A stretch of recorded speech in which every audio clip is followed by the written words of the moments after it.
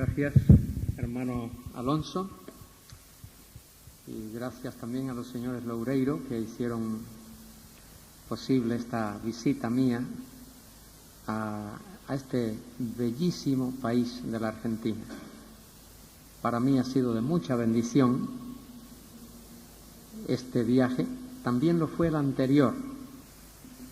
También es una bendición, no había visto a mi hermano Horacio desde que llegué, y estar aquí en esta tarde pues es una alegría y es una bendición.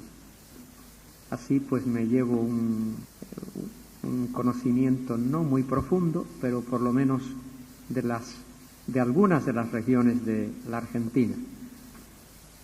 Ahora, esta noche, quiero invitarles a buscar en vuestras Biblias, en el Evangelio según San Mateo, capítulo 24. Voy a leer los versículos 1 al 3. San Mateo 24, del 1 al 3. Cuando Jesús salió del templo y se iba, se acercaron sus discípulos para mostrarle los edificios del templo. Respondiendo él, les dijo: ¿veis todo esto? De cierto os digo que no quedará aquí piedra sobre piedra que no sea derribada.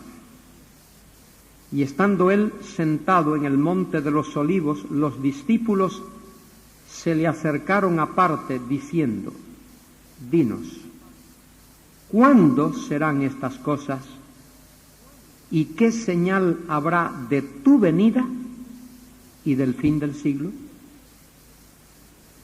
Ningún libro de la Biblia, hermanos y hermanas, ningún libro de la Biblia ha sido escrito en un vacío histórico o doctrinal o teológico.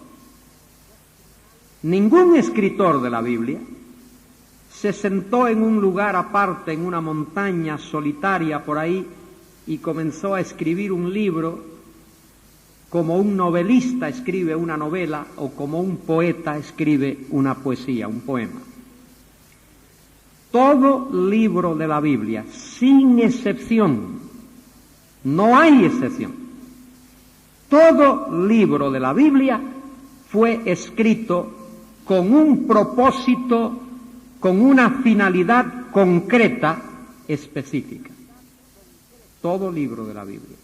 Por ejemplo, el pueblo de Israel sale de Egipto. Dios los redime, como dice el texto, con mano poderosa y fuerte, haciéndoles pasar por la sangre del Cordero. Y capitaneados por Moisés, cruzan el mar Rojo después que Dios los divide las aguas como si fuesen tierra seca. Dios lleva a ese pueblo al desierto. Allí les da el pan, les da el agua, les da la carne, cuida sus vestidos, sus zapatos, todas esas cosas. Y luego Dios lleva a ese pueblo al monte Sinaí para que reciban las instrucciones que conocemos con el nombre del pacto de la ley. Y allí está ese pueblo. Y se pregunta: ¿quién es el Dios que nos ha sacado de Egipto? ¿Quién es ese Dios que nos ha sacado de Egipto? Y Moisés escribe el libro del Génesis para contestar esa pregunta. ¿Quién es el Dios que os sacó de Egipto? Es el Dios creador de cielos y tierra. Y por ser el creador es el dueño de todo, y por ser el dueño de todo es el soberano, es el creador del hombre, el que creó al hombre para bendecirlo.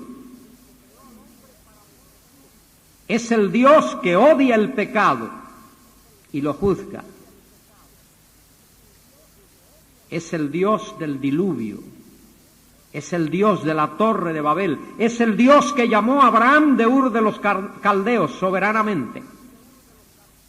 Es el Dios de Abraham, de Isaac, de Jacob y de José. El libro del Génesis contesta la pregunta: ¿quién es el Dios que nos sacó de Egipto?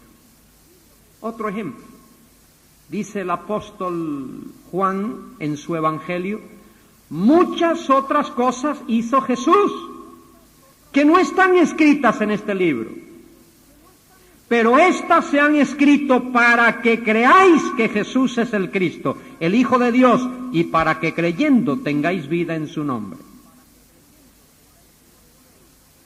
De manera que Juan escribió su evangelio para enseñar al lector que Jesús es el Mesías, el Hijo de Dios, y para que todo aquel que cree en ese Mesías tenga vida eterna.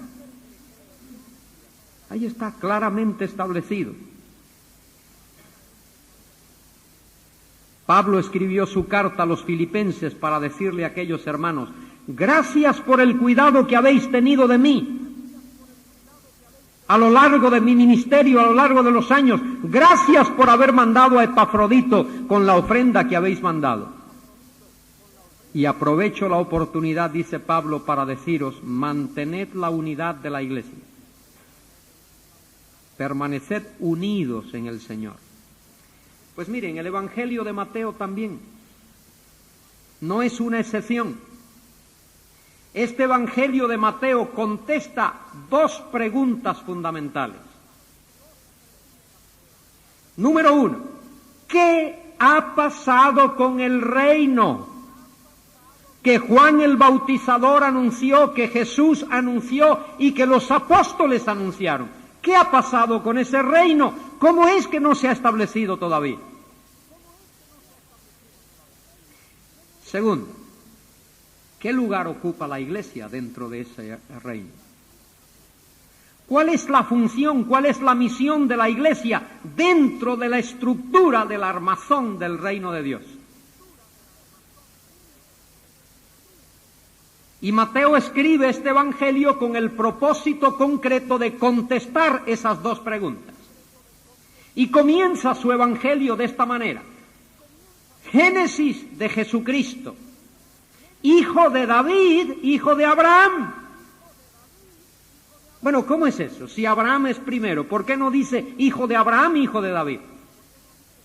Porque este evangelio concierne con esa pregunta, ¿qué ha pasado con el reino? Y el reino está íntimamente atado, conectado con la persona del rey David.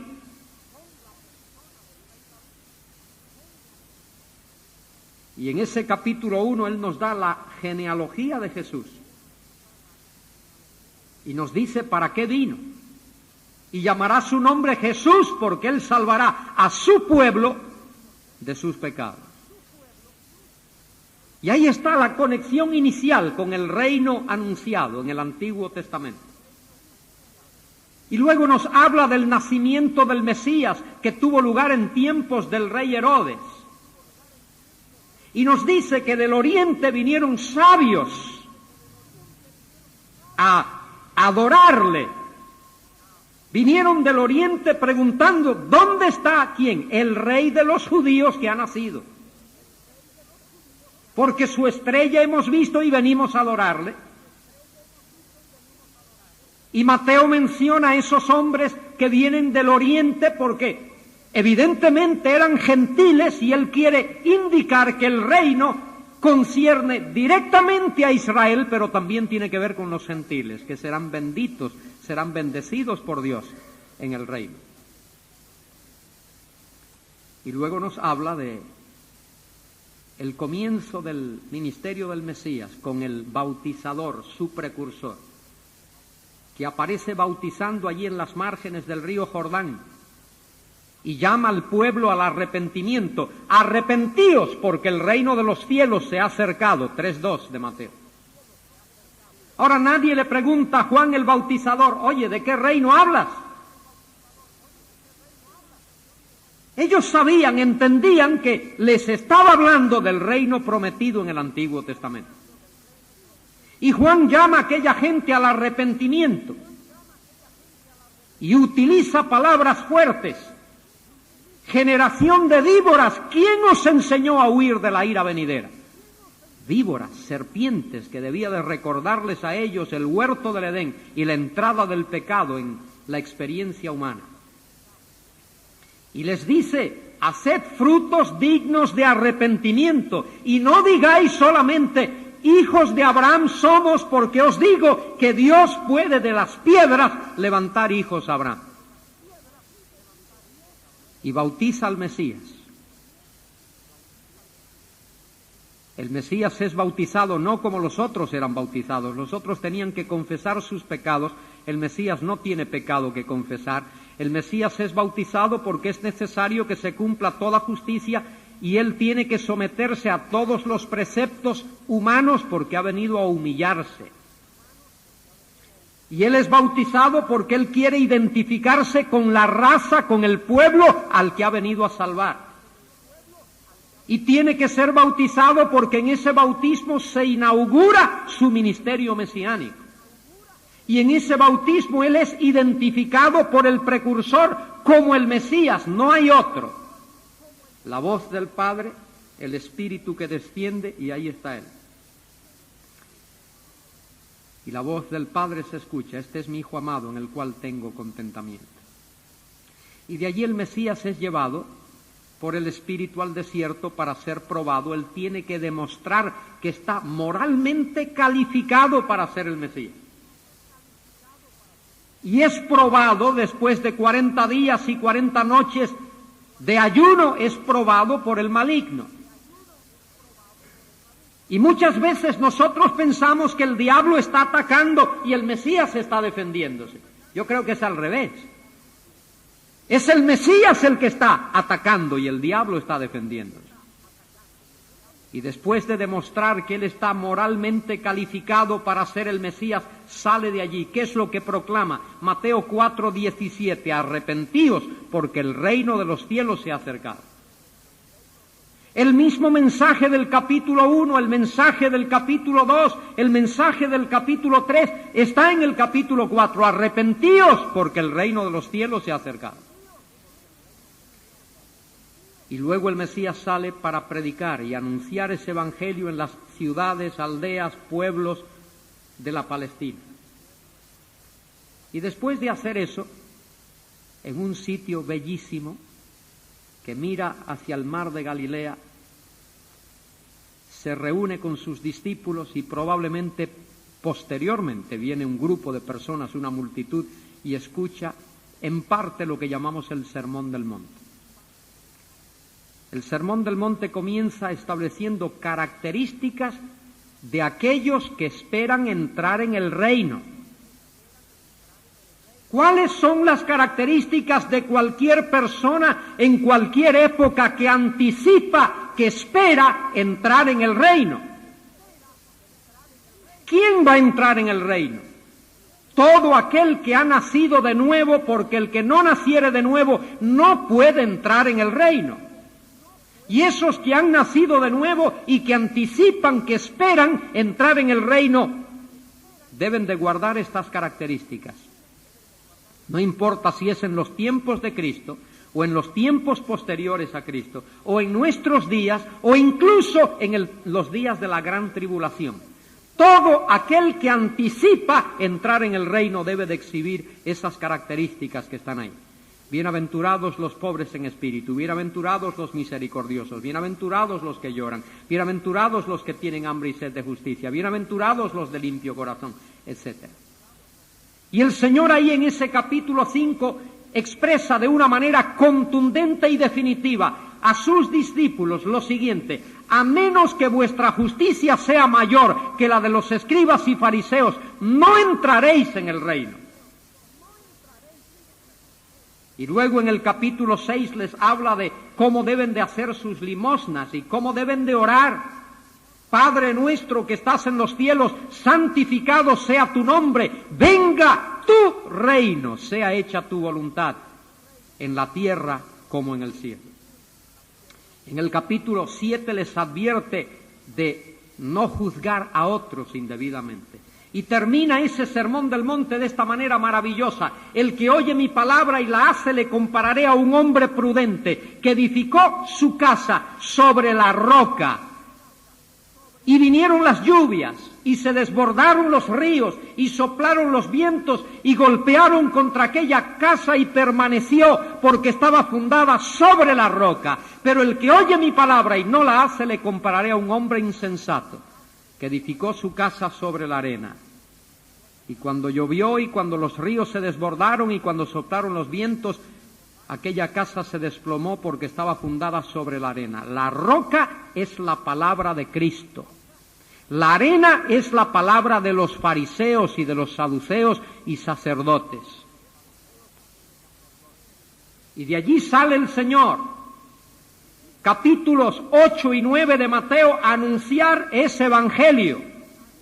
Y otra vez va por las aldeas y los pueblos y las ciudades y por toda la tierra de la Palestina, y sana leprosos, hace ver a los ciegos, echa fuera demonios. Todas esas señales, que son señales mesiánicas. Cristo no vino a demostrar que Él era Dios. Esos milagros no tenían por finalidad probar que Él era Dios. Esos milagros tenían por finalidad demostrar que Él era el Mesías anunciado en el Antiguo Testamento. Muchos de esos milagros fueron hechos por los profetas antes. Elías y Eliseo pudieron multiplicar el pan y sanaron enfermos e incluso resucitaron muertos. De manera que esos milagros no demuestran, no tenían como fin demostrar que Cristo era Dios, sino que Él era el Mesías prometido, enviado por Dios. El hombre, Dios, el Dios hombre, que ha venido a este mundo para ser el rey davídico, el Mesías prometido en el Antiguo Testamento. El teántropos, el Dios hombre. Y el capítulo 9 termina Jesucristo mirando a aquella multitud, dice que los vio como ovejas esparcidas sin pastor y tuvo compasión de ellas. Y cuando uno llega al capítulo 10, ¿qué encuentra? El Señor enviando a los discípulos, a los apóstoles, de dos en dos. ¿Y qué les dice? No vayáis a aldeas de samaritanos, no vayáis a pueblos de gentiles, id a las ovejas perdidas de la casa de Israel. Y cuando entréis allí, decidles, el reino de los cielos se ha acercado. Sanad a los enfermos, echad fuera demonios, haced caminar a los paralíticos, etcétera. Señales. ¿Por qué señales a ellos? Porque los judíos piden señales. Contraste cuando el Señor al final del Evangelio les manda al resto del mundo, ¿qué les dice? Id a todas las naciones y haced discípulos, bautizándoles en el nombre del Padre, del Hijo y del Espíritu Santo, y enseñándoles que guarden todas las cosas que os he mandado. No les dice nada de señales, no es necesario. Los gentiles no piden señales, los gentiles buscan sabiduría. 1 Corintios 1:22. Los judíos piden señales. En el capítulo 6 de San Juan les dicen al Señor, ¿qué señal nos das tú? ¿Qué señal nos das? Y luego posteriormente el Señor mismo dice, a esta generación maligna y perversa no se le dará señal sino la de Jonás.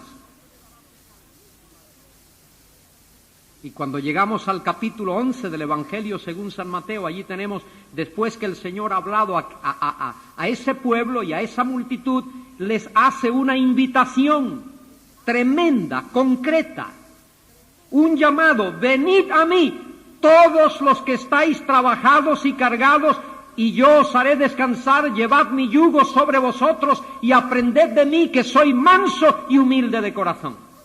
Ese pueblo había estado siguiendo a falsos pastores, a esos fariseos, escribas, sacerdotes, saduceos, y aquel pueblo estaba cansado.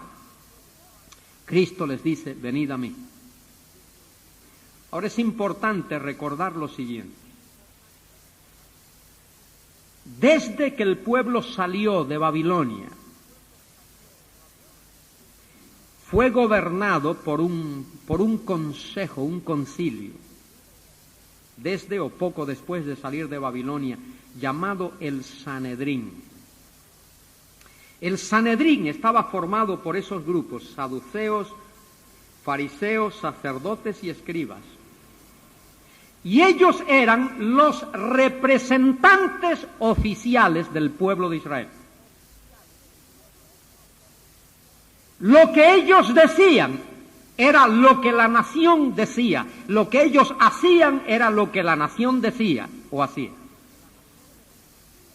Es importante recordar eso, porque es el Sanedrín, los representantes de la nación, los que oficialmente rechazan a Cristo. Y con la decisión de ellos y en la decisión de ellos, la nación rechaza a Cristo. Esto lo vemos en el capítulo 12 de Mateo. Allí hay un hombre sordo, mudo, endemoniado, poseído de demonios. Y el Señor Jesucristo sana a aquel hombre, lo restaura a la vida normal.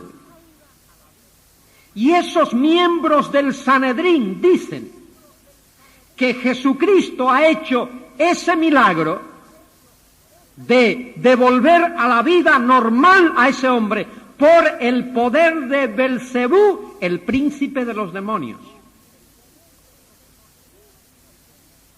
Y después de refutar esa acusación, Cristo les dice a esa gente: vosotros cometéis el pecado imperdonable.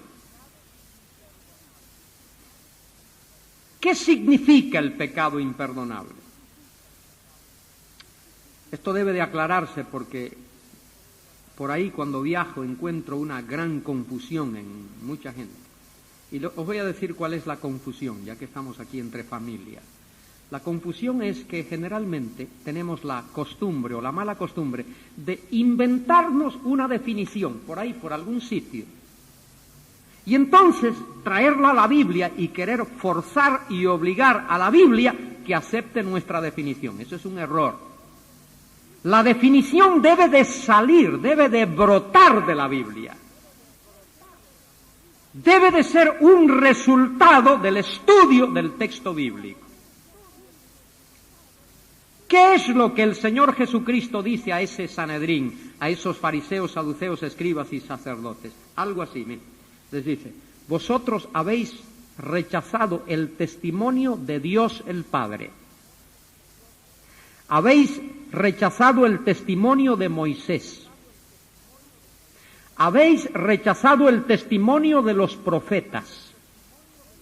Habéis rechazado el testimonio de las afirmaciones que he hecho. Habéis rechazado el testimonio de los milagros que he hecho. Y ahora el último testimonio que os queda después de haber rechazado a todos esos, hablando coloquialmente, el último tren que os queda es el testimonio del Espíritu Santo. Y habéis dicho que este milagro, que ha sido hecho en el poder y por la intervención del Espíritu Santo, procede de Belcebú. Miren, los milagros que Cristo hizo, los hizo todos por el poder del Espíritu Santo. Cristo fue lleno del Espíritu Santo en su bautismo, para comenzar su ministerio profético, su ministerio mesiánico. Y todos sus milagros fueron hechos por el poder, por la intervención del Espíritu Santo. Durante su ministerio terrenal, Cristo no utilizó los atributos de Él, que eran de Él, no los utilizó, aunque los tenía, de ser omnisciente, omnipresente y omnipotente. Él utilizó el ministerio del Espíritu Santo que obraba en Él. Entonces, ¿por qué Jesús les dice: estáis cometiendo el pecado imperdonable? Porque el pecado imperdonable tiene que ver con esto. Aquel pueblo ha rechazado todos esos testimonios que he dicho: el del Padre, el de Moisés, el de los profetas, el de las afirmaciones de Cristo, el de los milagros de Cristo y el de Juan el Bautizador. Todos esos. Y el último testimonio que les queda es el del Espíritu Santo. El Mesías está allí, físicamente presente, haciendo señales mesiánicas.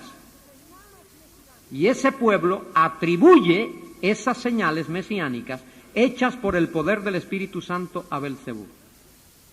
Eso es el pecado imperdonable para ese pueblo. Por eso es que hoy nadie puede cometer ese pecado, porque Cristo no está físicamente presente, hablando a gente que ha rechazado todos esos testimonios, que conoce las Escrituras del Antiguo Testamento y que achaca o atribuye las señales de Jesucristo a Belcebú. De manera que ese pecado no lo comete nadie hoy. Pero ¿qué ha pasado hasta ahí? Cuando ese Sanedrín acusa a Jesucristo de estar haciendo sus milagros por el poder de Belcebú, con esa acción, con ese acto, ellos determinan rechazar al Mesías. Ahí, en ese momento, ellos rechazan a Cristo. Y ese rechazo va a culminar luego, más adelante, cuando Cristo hace su entrada triunfal en Jerusalén y el pueblo grita, Hosana, es decir, sálvanos ahora. Ellos se enfadan, no quieren saber de eso y luego ordenan el arresto de Cristo, le pagan a Judas y lo entregan a las autoridades romanas. Esa es la culminación del rechazo que ya había tenido lugar en Mateo capítulo 12. Eso es crucial para la respuesta a la pregunta ¿qué ha pasado con el reino anunciado antes? ¿Qué ocurre después del capítulo 12 de Mateo? ¿Qué tenemos? Capítulo 13. ¿Qué tenemos en el capítulo 13? Cristo hablando al pueblo en parábolas. ¿Qué les habla? Los misterios del reino de los cielos. ¿Por qué Cristo les habla en parábolas? Dice él, para que viendo no vean y oyendo no entiendan. ¿Qué significa eso? Que el Señor Jesucristo está utilizando un acto de misericordia y de bondad y de caridad y de compasión. Porque ese pueblo ha recibido tanto, ha visto tantas señales, tantos milagros, tantas obras, ha escuchado tantas declaraciones, afirmaciones de Cristo, y por haber oído todas esas cosas y por haber visto todo eso, es responsable de todo lo que ha visto y de todo lo que ha oído y lo ha rechazado. Y si Cristo continúa añadiendo a eso, más culpa tendrían. Y el Señor en su compasión y en su misericordia les habla en parábolas para que viendo no vean y oyendo no entiendan. Un acto de compasión fue en las parábolas que aparecen allí. Desde el capítulo 14 en adelante el Señor ministra a sus discípulos. Aunque hay gente, hay otros presentes, pero lo que Cristo hace guarda una relación especial con los discípulos.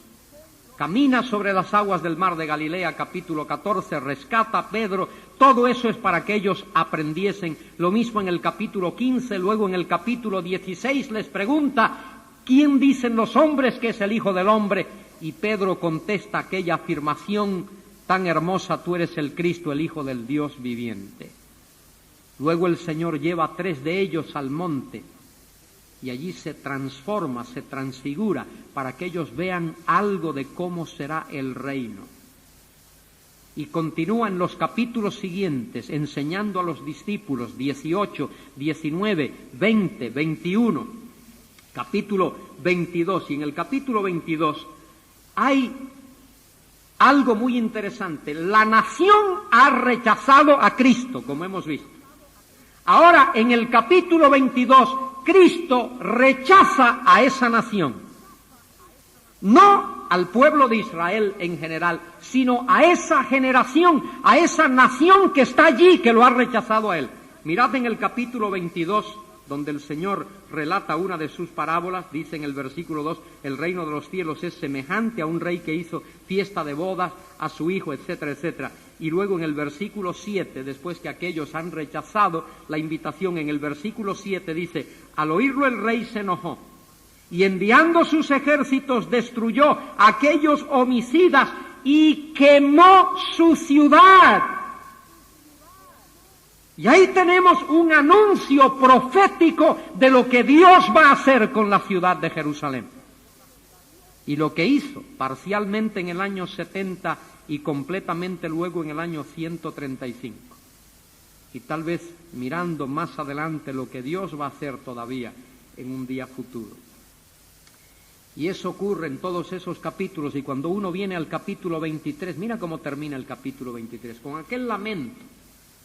Jerusalén, Jerusalén, que matas a los profetas y apedreas a los que son enviados a ti.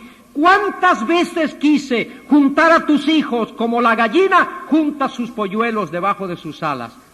Mas no quisisteis, vuestra casa os es dejada desierta. De cierto os digo que no me veréis más hasta aquel día que digáis, bendito el que viene en el nombre del Señor. ¿Qué significa todo eso? Significa que el Señor Jesucristo ofreció a aquella nación, a aquel pueblo, a su generación, el reino anunciado en el Antiguo Testamento, el reino prometido por Dios a Abraham, Génesis 17:6, prometido a través de Jacob, Génesis 49:10, el cetro no se apartará de Judá, ni el dador de la ley de entre sus pies, hasta que venga Silo, y a él se reunirán los pueblos. Silo significa aquel que tiene el derecho, entiéndase el derecho a reinar. El reino prometido a través de David, segundo libro de Samuel 7:16. Afirmaré tu casa, tu trono y tu reino. Ahora esta nación ha rechazado al rey que ha venido. La promesa de Dios tocante al reino no queda anulada. La promesa de Dios a esa nación, la promesa de Dios a Abraham, Isaac, Jacob y David no queda anulada. Pero debido a que esa nación rechaza al rey, el establecimiento del reino aguarda, espera su segunda venida. Por eso es que Cristo tiene que venir a la tierra otra vez. Él viene a la tierra a reinar con poder y gloria, a establecer su reino prometido en el Antiguo Testamento, y lo va a establecer en medio de la nación de Israel. Lucas 1, 33 al 35, he aquí la Virgen concebirá y dará a luz un hijo y llamará, y este será grande y será llamado Hijo del Altísimo, y el Señor Dios le dará el trono de David su padre y reinará sobre la casa de Jacob para siempre. Es por eso que Dios no permite, ni va a permitir, ni permitirá la destrucción, la aniquilación de la simiente de Abraham de la tierra. Porque Cristo tiene que venir a reinar en medio de ellos. Y es por eso que particularmente en los días de la tribulación, el diablo a través del anticristo va a hacer un esfuerzo tremendo, sobrenatural, para destruir, para aniquilar de la faz de la tierra a la simiente de Abraham, al pueblo judío. Porque si no hay pueblo judío en la tierra, Cristo no tiene que venir a este mundo. Nosotros iríamos al reino celestial. Él no tendría que venir a la tierra. Él viene a la tierra porque Dios tiene que cumplir su propósito de establecer su reino visible, mesiánico, literal en este mundo. Ese es el propósito de Dios. Y Dios sigue con su plan original. Dios no ha cambiado de plan. Dios creó al hombre para bendecirlo y para manifestar su reino en este mundo. Y el hombre desobedeció a Dios, el hombre pecó, y en ese acto de desobediencia Adán perdió el derecho de ser el hombre a través del cual ese reino visible de gloria mesiánico se manifieste. pero Dios ha mandado al segundo, al postrer Adán. Y en ese postrer Adán Dios va a cumplir ese propósito. Eso está en las Escrituras. Dice que Dios coronó al hombre de gloria y de honra y todo lo puso debajo de sus pies. Hebreos capítulo 2, versículo 5 dice que Dios no sujetó a los ángeles el mundo venidero del cual el escritor está hablando. Entre paréntesis, ¿de qué está hablando el escritor de Hebreos?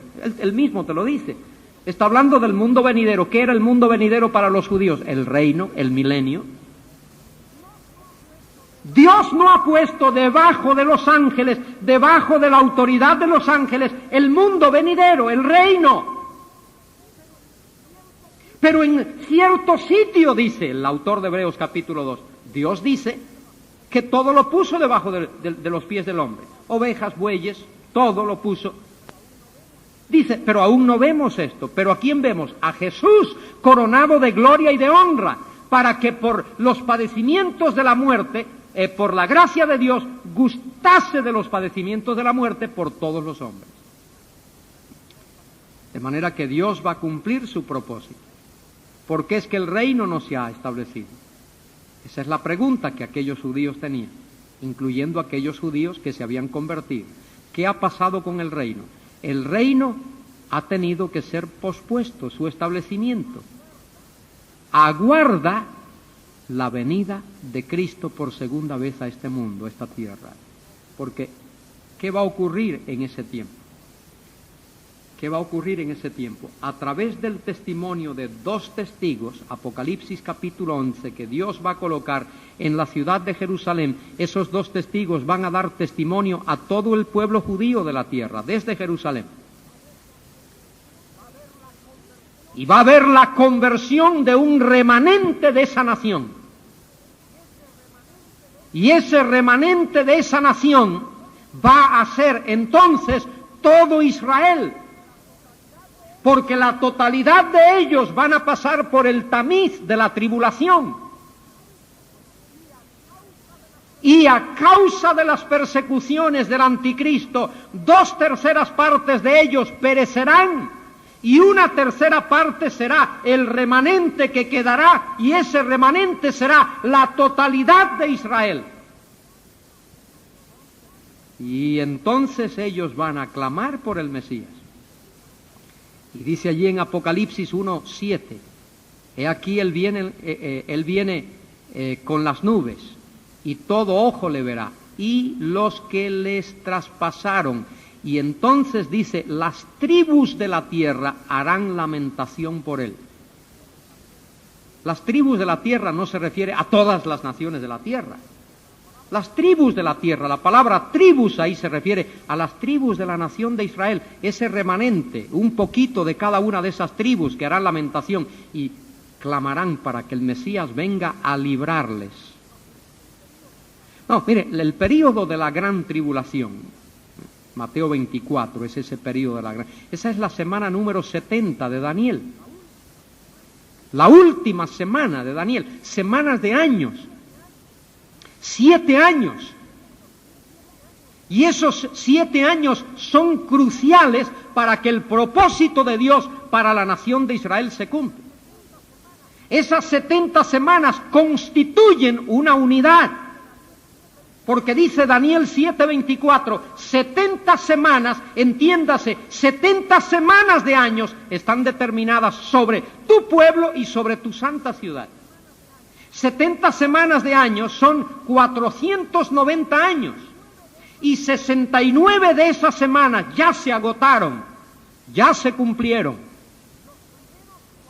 Los primeros 483 años ya tuvieron su cumplimiento. El último aspecto de ese trozo de tiempo, de esos 483 años o de esas primeras 69 semanas, el último aspecto fue cuando el Mesías hizo su entrada triunfal en Jerusalén.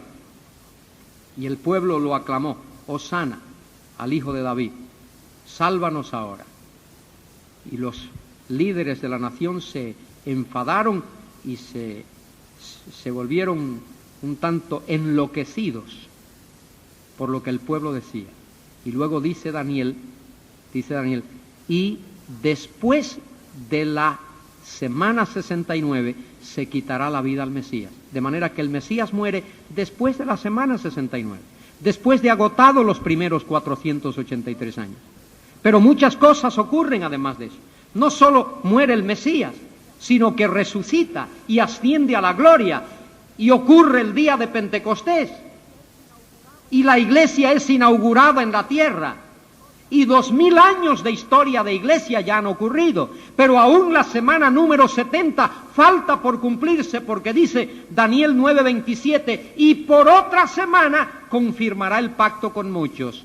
El anticristo confirmará el pacto con muchos por esos 7 años. Y en la mitad de la semana rompe su palabra, quebranta ese pacto, da marcha atrás a su promesa y ordena una persecución universal del pueblo judío. Escuchadme, hermanos, para los judíos los sufrimientos de la gran tribulación tienen que ver con la persecución del anticristo. Es decir, la persecución o persecuciones que el anticristo hace de ellos. La gran tribulación para el resto de las naciones tiene que ver con la ira de Dios que es derramada sobre la tierra. Son dos aspectos distintos. Y es por eso que los discípulos están aquí preocupados en este pasaje que leí. Ellos acaban de entrar en la ciudad de Jerusalén, han visto el templo. Ese templo había sido agrandado y embellecido por Herodes. Muchos años había estado ese templo siendo embellecido. Creo que desde el año 20 antes de Cristo Herodes había estado embelleciendo el templo y era hermosísimo. Y los discípulos están maravillados contemplando la belleza del templo, y Jesús les dice: ¿veis todo esto? No quedará aquí piedra sobre piedra que no sea arrancada o derribada o echada abajo. Y eso sorprende a aquellos hombres, porque ellos esperaban que el reino fuese establecido en cualquier momento. ¿Os acordáis que después de la resurrección, antes de la ascensión del Señor, después de su resurrección, entre su resurrección y su ascensión, Él estuvo 40 días enseñando a los discípulos acerca del reino de Dios? Pero el Señor parece que estuvo enseñándoles tocante al aspecto amplio del reino de Dios. Es decir, ¿qué va a ocurrir? ¿Cómo se va a manifestar el reino de Dios en la tierra durante ese periodo de tiempo entre su ascensión al cielo y su segunda venida?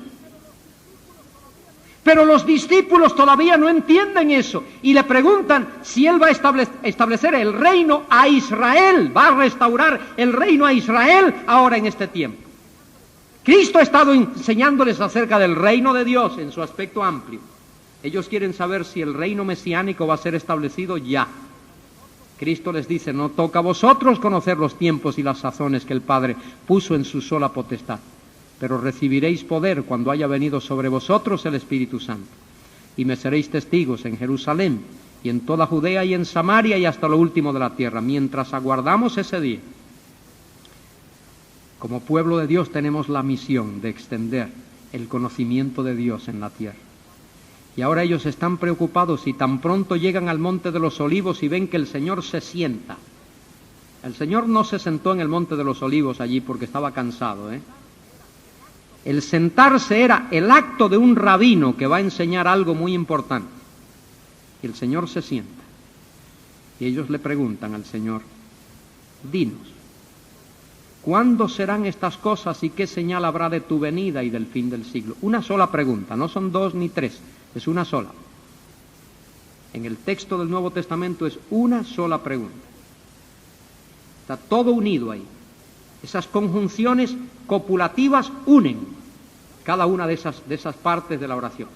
Dinos, ¿cuándo serán estas cosas y qué señal habrá de tu venida y del fin del siglo? Y no se detienen para preguntar. Es todo una pregunta. Parece que Jesús omite la respuesta a la primera parte de esa pregunta. ¿Cuándo serán estas cosas? El Señor no les dice el cuándo. No les dice el cuándo, pero sí les dice qué señal habrá de su venida y del fin del siglo. Ahora, esto no puede referirse al año 70, porque los discípulos quieren saber qué señal habrá de la venida de Cristo a la tierra, de su segunda venida, y del fin del siglo. De manera que Mateo 24 no puede referirse al año 70, porque lo que ocurrió en el año 70 no fue ni la segunda venida de Cristo ni el fin de la edad, el fin del siglo. Lo que Mateo 24 dice tiene que ver con lo que está por ocurrir todavía, con algo que es futuro, que es escatológico, que tiene que ver con los últimos acontecimientos que precederán y que seguirán a la venida de Cristo a la tierra. ¿Qué señal habrá de tu venida y del fin del siglo? Y de una manera resumida, Cristo les dice qué señales habrá de ambos acontecimientos, y les resume ahí la semana 70 de Daniel. Versículos 4 al 8 les resume la primera mitad de la tribulación, y versículos 9 al 15 les resume la segunda mitad de la tribulación. Y lo que ocurre inmediatamente después. Y en el versículo 15 les dice claramente: por tanto, cuando veáis en el lugar santo la abominación desoladora de la que habló el profeta Daniel, el que le entiende. La abominación desoladora ahí es una expresión que significa el anticristo, la bestia, el hijo de perdición, el hombre de pecado que Pablo describe en 2 Tesalonicenses 2.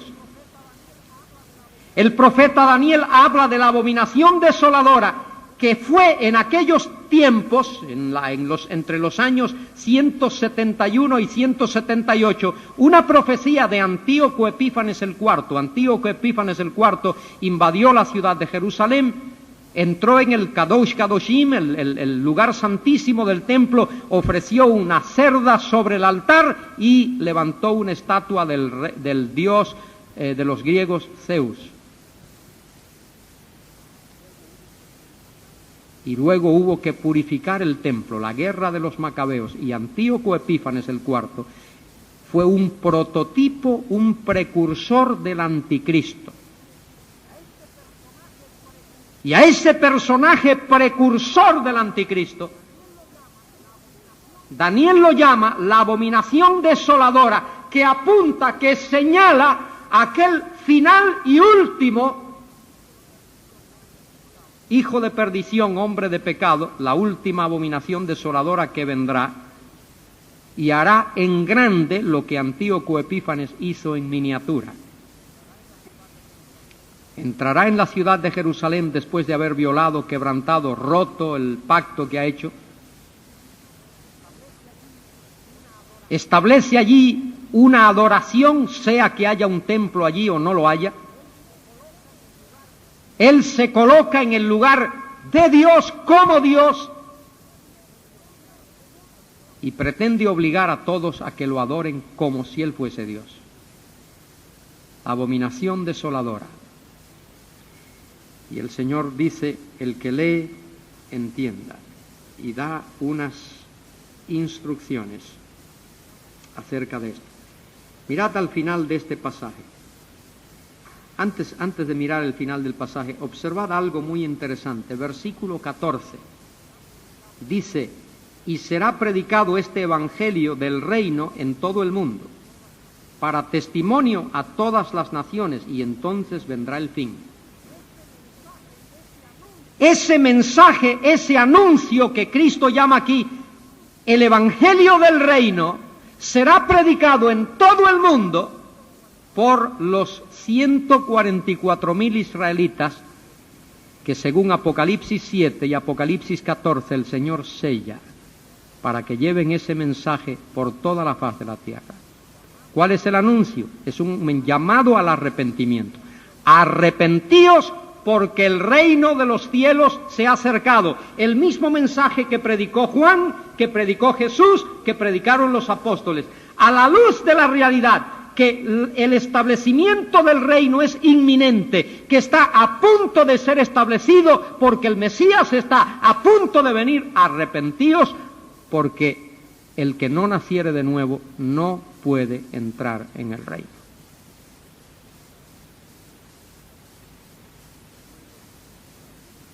Y luego el Señor les advierte, versículo 23, entonces si alguno os dijere, mirad, está aquí está el Cristo, o mirad, allí está, no lo creáis, porque se levantarán falsos cristos y falsos profetas y harán grandes señales y prodigios, de tal manera que engañarán, si fuere posible, si se les permitiere, aún a los escogidos.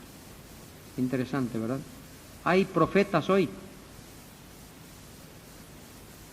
Pregunta capciosa, ¿verdad? Sí que hay falsos profetas.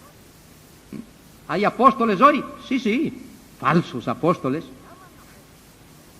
Se llaman apóstoles, pero no lo son.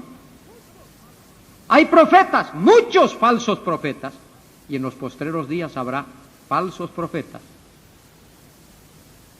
que harán señales, y dice el texto, engañarán, si fuere posible, aún a los escogidos.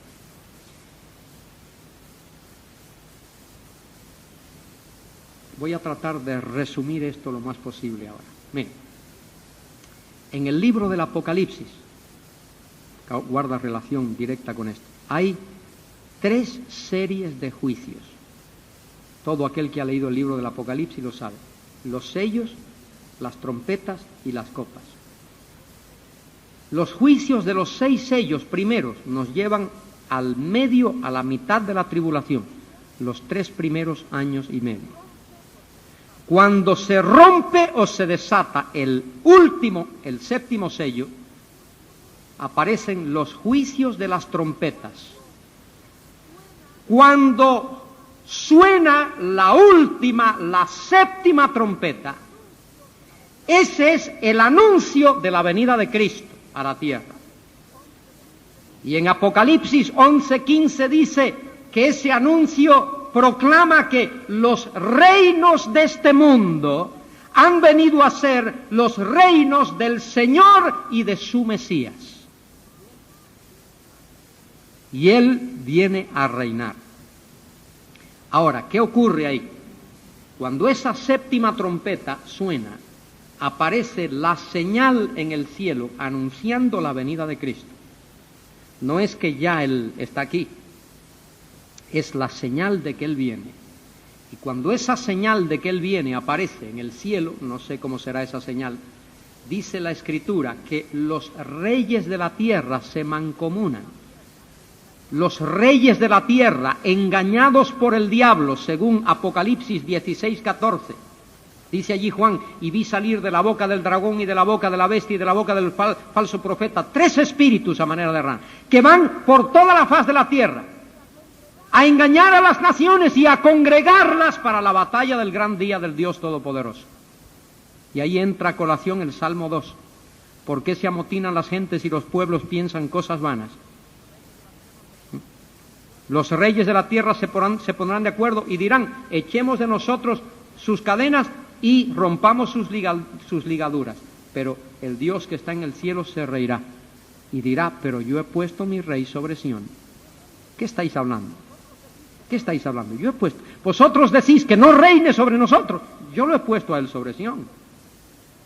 Reconocedlo como rey y humillaos. De manera que esa señal aparece. Y desde que esa señal aparece, hasta que el Señor Jesucristo hace descansar sus pies sobre el monte de los olivos, transcurren entre 35 y 45 días. Y durante esos 45 días, porque la segunda venida de Cristo es todo un proceso, esa segunda venida viene acompañada entonces de los juicios de las copas, porque las naciones de la tierra están en rebeldía. Salmo 2, Daniel capítulo 7, Apocalipsis capítulo 13 y capítulo 17, los reyes de la tierra, 16 de Apocalipsis, capítulo 14 todos esos capítulos hablan de la rebeldía de los seres humanos. Porque el diablo cree que él es el soberano de la tierra. Pero Dios demuestra que él es el soberano. ¿Cuál es la pregunta que Mateo contesta? ¿Cuáles son las preguntas? ¿Qué ha pasado con el reino?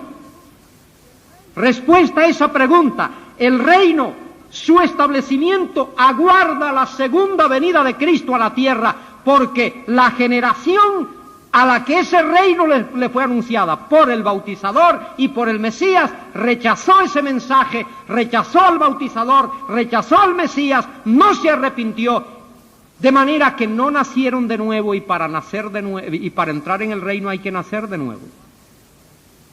Por eso es que aguarda la segunda venida de Cristo. ¿Y qué lugar ocupa la Iglesia en esa estructura? La Iglesia tiene una misión que cumplir. Mientras ese día viene, Dios está llamando de entre todas las naciones de la tierra un pueblo para sí. Dios está preparando la esposa del Cordero. Y corresponde a la Iglesia anunciar las buenas nuevas de salvación, el mensaje del Evangelio. Id a todas las naciones y haced discípulos, bautizándolos en el nombre del Padre, del Hijo y del Espíritu Santo, y enseñándoles que guarden todas las cosas que os he mandado. Hay mucho más todavía, porque en el capítulo 25 aparece la llamada parábolas de las vírgenes, que no tiene nada que ver con la Iglesia, esas vírgenes, es con la nación de Israel. Hay vírgenes fatuas, hay un pueblo de Israel fatuo que no ha creído en el Mesías. Y hay vírgenes prudentes, hay un remanente de Israel que va a estar aguardando la venida de ese Mesías.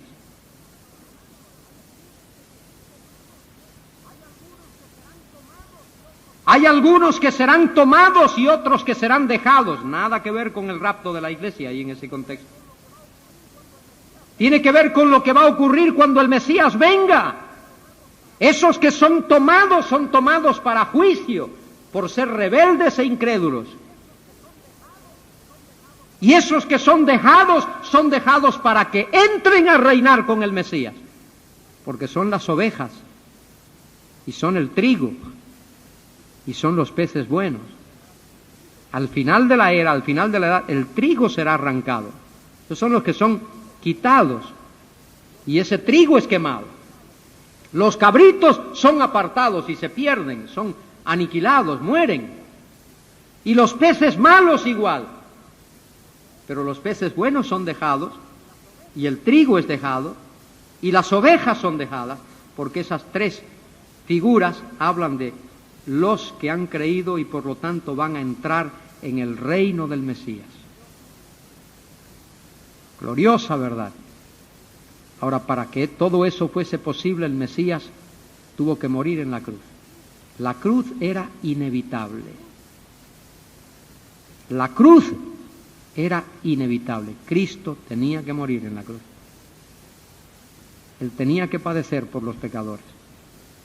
Él herido fue por nuestras transgresiones, molido por nuestros pecados. El castigo de nuestra paz fue sobre él, y por su llaga somos curados. Y ese es el argumento de Mateo. El Rey vino, hizo señales mesiánicas, demostró que era el Mesías, hizo todo lo que la profecía habla de él. Fue precedido por el precursor, aquel Elías, dice el texto. Pero fue llevado a la cruz porque tenía que morir.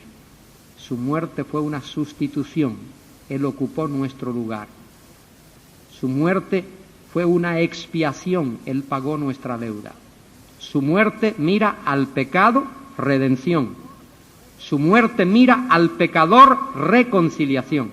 Su muerte mira a Dios el Padre, satisfacción. El pecado ha sido pagado. Todo aquel que cree en Él tiene vida eterna y es reconciliado con Dios. Y el Padre mira el sacrificio del Hijo y dice: estoy satisfecho. Nada se debe. Deuda saldada. Todo se ha pagado. Y esa es nuestra bendición, conocer a ese Cristo, nuestro Salvador, nuestro Mesías, Rey de reyes y Señor de señores. Y aguardamos el día glorioso cuando Él nos va a sacar de este mundo y llevar a su presencia antes de que su ira sea derramada sobre este mundo. Cuán misericordioso es Él y cuán agradecidos debemos de estarle que Él ha tenido piedad de nosotros. Dios no tarda su promesa como algunos la tienen por tardanza, pero ha sido paciente para con nosotros, no queriendo que ninguno de nosotros perezca, sino que todos procedamos al arrepentimiento. Un día Él tocó nuestro corazón, abrió nuestros ojos y por su gracia nos llevó a la cruz para que le dijésemos a Cristo: Señor Jesús, gracias por haber muerto por mí, gracias porque tú vives, perdóname, recíbeme, ven a mi vida, sálvame, dame el regalo de la vida eterna. Y todo aquel que hace eso experimenta el glorioso perdón que Él da. Quiera Dios bendecirnos y ayudarnos a entender su palabra y a ser agradecidos a Él. Sé que hay un tiempo de un café o de algo, pero lo tomaremos ahora, ¿no? Y ya pues nos despediremos. Ha sido un gusto, hermano, y un gozo poder estar aquí y poder abrir juntos la palabra de Dios. Mi reto a vosotros es: estudiad la palabra, leed la palabra y permitid que la palabra alumbre en vuestras vidas. Dice el salmista: lámpara es a mis pies tu palabra y lumbrera a mi camino. Quiera Dios bendecirnos en ese empeño. ¿Podemos orar? Padre, gracias por tu palabra, bendícela en nuestras vidas. Gracias por tu pueblo aquí, por esta congregación, por estos queridos hermanos. Bendíceles y guárdales a ellos también. Y haz que esta obra crezca para gloria tuya, en el nombre de Jesús. Amén.